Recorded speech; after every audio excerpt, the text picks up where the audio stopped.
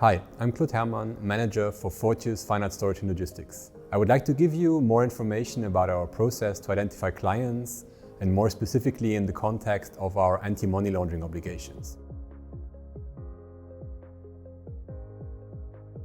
A little bit of backstory to this. In 2015, Luxembourg decided on a national level to subject their free port operators to the full scope of the law of 2004 against money laundering and terrorism financing.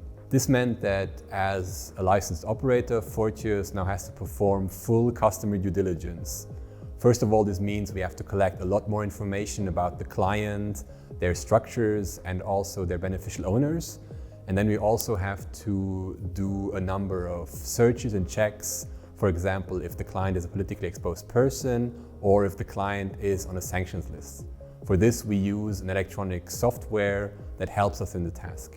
Then in 2020, with the 5th European Directive, the whole scope of art market professionals was subject to the same obligations, and the directive also included free port operators. However, since there's only one free port in Europe that deals with artworks in specific, Luxembourg still was the only free port that had to apply these measures. In an international context, this means that Luxembourg and the EU have a very particular role. We have to apply a very high level of due diligence compared to other jurisdictions such as Switzerland, the United States or the United Kingdom. The only place where it's a bit similar is the United Kingdom, as they had to transpose certain legislation into their law before Brexit. But as of now, only art market professionals, so galleries, art dealers and art consultants, have to apply due diligence and not storage providers, for example in custom storage houses. In Switzerland and the United States, your storage provider will most likely not ask any information from you to open a storage account. This might vary from provider to provider, but there is no legal obligation. This means that the European Union, but Luxembourg in particular, is at the forefront of the fight against money laundering in the art market.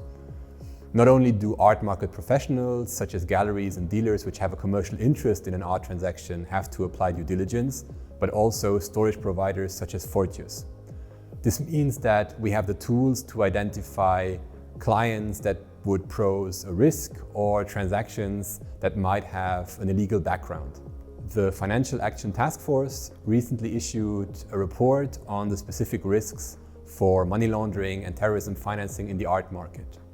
They estimate that on a global level, around $8 to $9 billion are used for illegal activities through the art market. One of the big risks identified in the report is reputational risk.